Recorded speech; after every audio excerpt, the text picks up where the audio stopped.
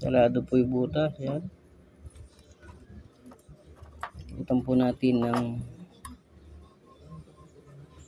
mabuksan ng butas.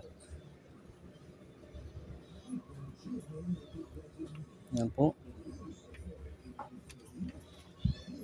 Jumper na po natin ng wire. Kabitan na po natin ng line, yung nasunog na linya.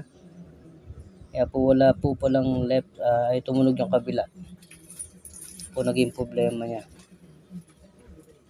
Nirekta na ng may-ari sa kabilang speaker.